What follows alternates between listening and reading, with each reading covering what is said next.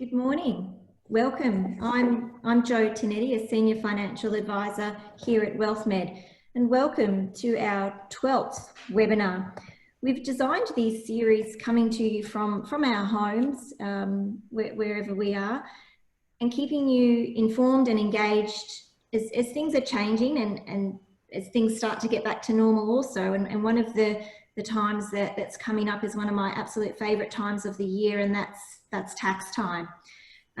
So we like to keep these sessions pretty casual, so please we invite you, if you have comments, questions throughout the course of the webinar, pop it in the chat box and we'll pick those up. So to help me talk about tax and what we should be thinking about right now, I've invited Tammy Hall along for a bit of a chat. Now, Tammy's one of our amazing senior accountants at Wealthnet. She's been an accountant for over 8 years, and of 4 of those years, she's lived here on the Sunshine Coast, and she absolutely loves working with our clients and being part of their wealth journey. She really likes to see those interesting tax strategies play out and how she can, help to protect and preserve the hard-earned income of our clients. So I'm going to have a bit of a chat to Tammy. So good morning, Tammy. Morning, everybody.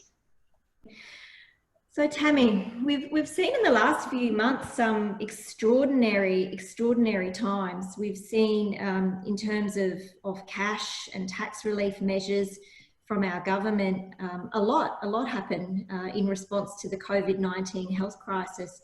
Yes. Can you give us and the clients on the call a bit of an update on those measures?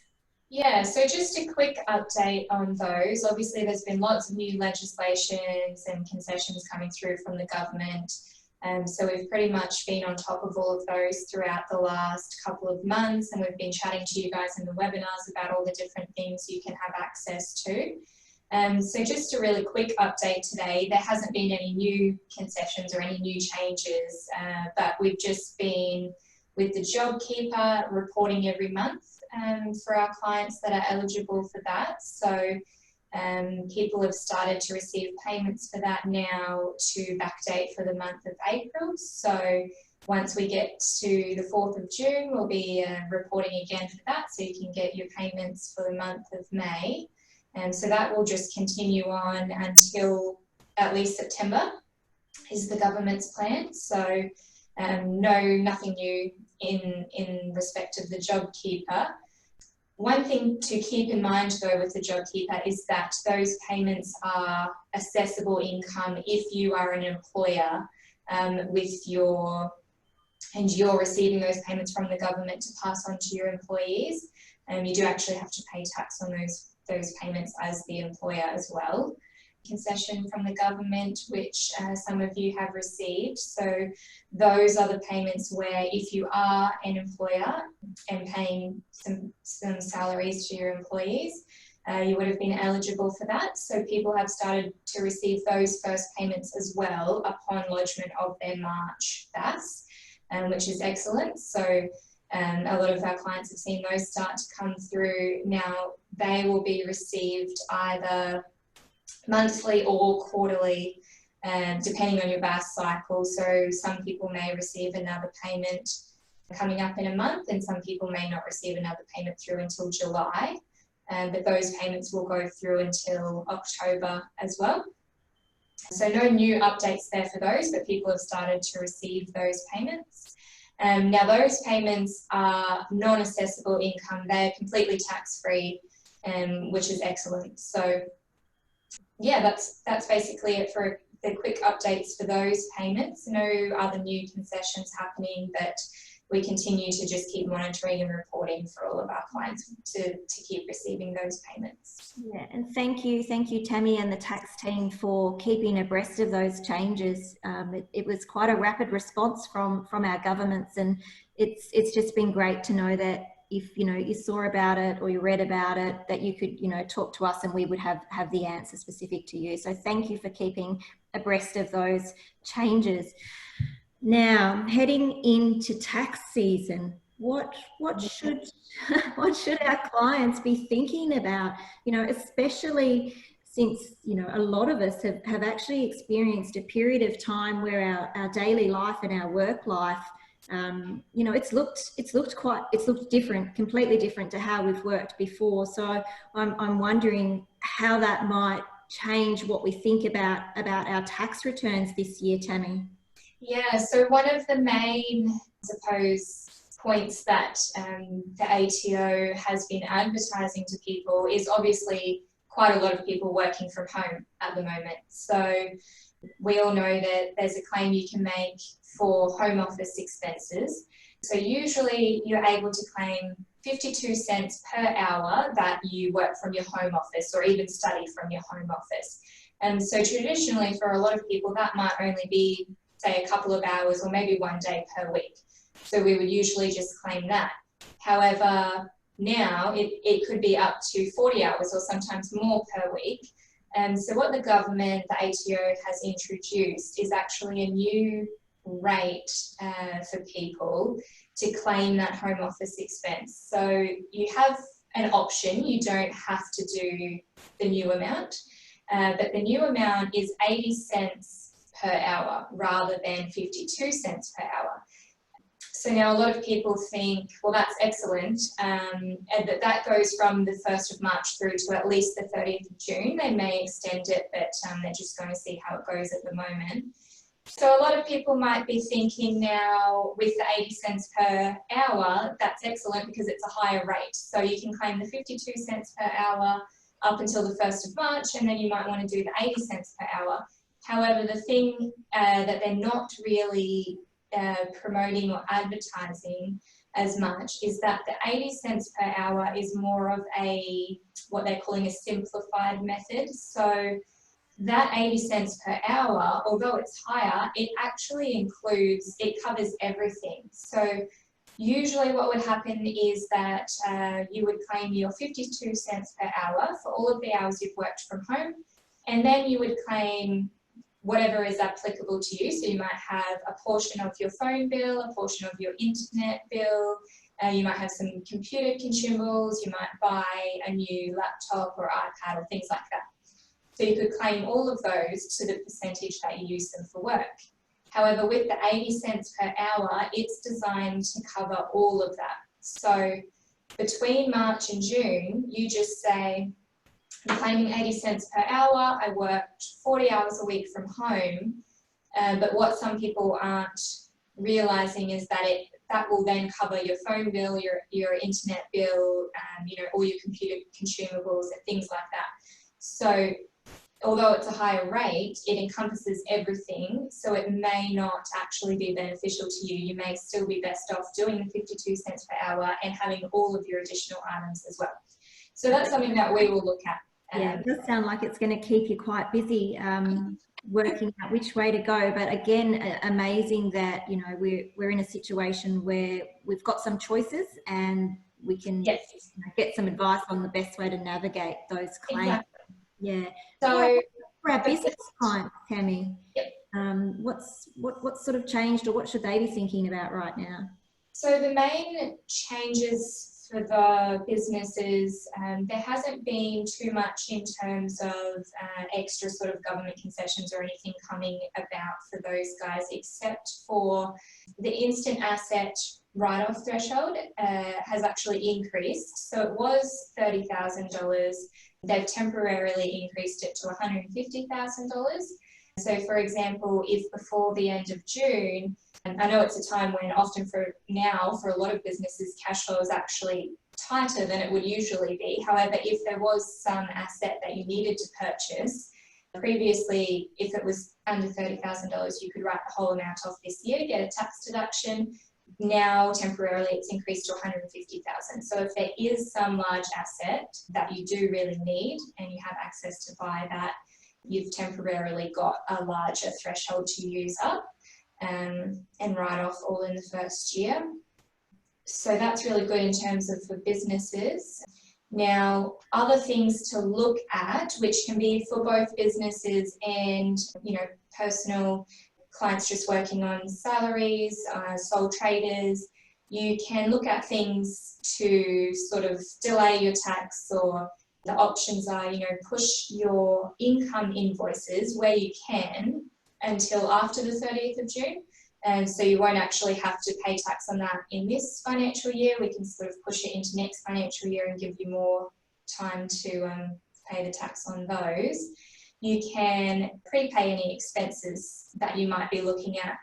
For example, if you have the cash flow available, you can pay 12 months of interest on your rental property before the end of June and claim the whole deduction in this financial year. And get the tax refund on that as soon as you can. Other expenses in your business that are coming up, say you might know that they're going to be due in July, you might choose to pay them in June. And things like that can all help you save tax on your tax return for 2020.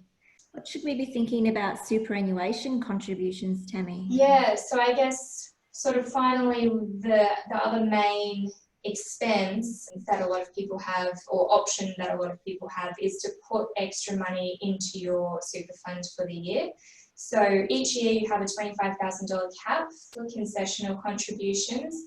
So if your employer has already put in, let's say, $15,000 before the end of June, you could choose to put in another $10,000 and you can claim that $10,000 as a deduction on your tax return, which is a really good tax deduction. And same if you are a sole trader, perhaps a GP working on your ABN, then you're able to obviously contribute as much as you like up to that $25,000 and claim the whole amount that you put in as a tax deduction for the year. And that's something that the lovely planners like Jo will look at as well. If you put that money into your super fund, how they can help you, to make sure it gets invested at the right time and make the most out of that, in addition to the tax deduction that you get as well. So the time is ticking. When we think about, we're now the 27th of May, in another 4 weeks, we'll be coming to the 30th of June, so the end of the Aussie tax year. So there's lots to know, and potentially lots of things to pull together, your receipts out of the shoebox type of thing. Yes.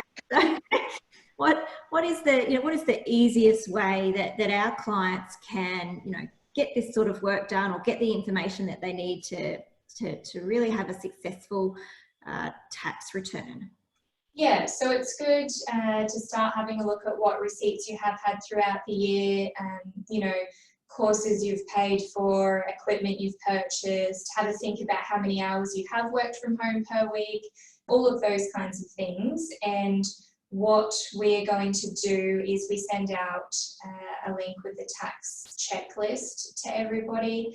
So that sets out a list of items for you to think about that you may have had. So you can have a look at that, and it might jog your memory to help you think, okay, I did have that deduction, I'll go and find that receipt. And then obviously, once we get that information back from you, any other things that we can think of, then we're going to help you with that. But if you're able to have a look at that before the 30th of June, it just helps you to know what you need to have planned, or what you can think about actually doing before the end of June as well. Mm-hmm. So that will be going out to everybody coming up shortly, as well as, you can always feel free to book an appointment with us, run through what you're thinking for tax planning, if there's anything, specific to you that you want to look at or that you want to ask about. And we will actually be doing another webinar as well in June, just to talk more about the tax checklist and how our actual tax process is going to work for when that period opens up. On the 1st of July, we can start doing your 2020 tax returns. Yeah, brilliant. So, I think given the large sums of money that our government, has been rightly pumping into our economy and our pockets right now to keep things going, we're starting to talk to our clients about this, and it's fair to assume that in the future, the books of the government, the books of the country will need to be rebalanced. One of the ways that governments rebalance their books is to raise taxes, right? So what positioning and thinking should our clients, be making? It's our right as taxpayers in Australia to legally, logically minimise our tax. So going forward, into the next few years. This is an environment that we know, a headwind that we will be up against. So Tammy, have you got just maybe 3 or 4 top ideas on the things that we should be doing to pay less tax into the future? Yeah, so I guess there's a couple of things that we look at to talk about with our clients that are the main strategies or ways to pay less tax. So I suppose the first one is, if you earn less money, then obviously you're going to pay less tax. That's not really the best option. We don't want you to have to earn less money, so we want to look at other ways to reduce your tax. So the second option is borrow to invest in shares. Third option is borrow to invest in property. And I guess sort of the fourth option is we want to make sure that you're set up in the right entity, you've got the right structures in place to not only protect your wealth, but also work out ways to reduce your tax. We can do that by making sure that you're structured into the right entity. So myself and Albert and our accounting team, along with Joe and all of the team members in the financial planning team, we look at all of those options together to see how we can best help you from both angles to make sure that you're in the right entity, you're in the right structure, you're not paying more tax than you need to, you've got some great investments for the future, and you're all set up on all fronts. Awesome. Thanks, Tammy. Look, that might be a great segue over to Albert, who's a director and again a senior accountant within the Wealthnet accounting team, just to give us a little insight as to why Wealthnet accounting. So you're there, Albert. Thanks, Joe. The biggest thing for us is we're passionate about what we do here at Wealthnet, and we're part of a great team and a great practice that's focused on doctors and also professionals and retirees. We love what we do, and the biggest thing for us is having the best interests of our clients at heart, and it's almost foremost in everything that we do. And I guess we just don't want to be known to be doing a tax return or to be doing what everybody else does. We want to challenge everything and find better ways of doing things. And that's really what gets us up and going to work each day. So I guess that's the biggest thing for us. We are registered tax agents and chartered accountants, and I'm a principal in the practice and a stakeholder in the business. And so I guess we have a situation where there's a lot of stability in the accounting team, and you always deal with a team of people and someone that's heading that side of things. Decades of experience at all levels of professional practice and business, prepare all types of tax returns, from individuals to companies, trusts and self-managed super funds. One of the other big things is you're dealing with a team of people that understand the specialist industry that we're in, and that means that we can quickly get to the best tax outcome for our clients in terms of the deductions they can claim and the questions that they have. And a really big thing is in relation to our association with the lending side of things and our ability as a professional practice firm to be able to provide informational financial figures to lenders that enable them to take that into consideration in terms of forward projections of income as against purely relying on tax returns as a basis for assessing the application. So I can actually use 2 years ahead of time in terms of estimated income, and that has really been incredibly useful for clients who want to move ahead in terms of buying property, advancing their investment interests. So I guess probably the final thing I'd like to say is that in Wealthmed, we're all on the same page, whether it's the planning team, the finance team, the accounting team, we're all working together. Our mortgage broking people are always all working together on the one goal strategy for our clients. So in that respect, we never recommend something that is outside or not in sync with your overall wealth creation plan.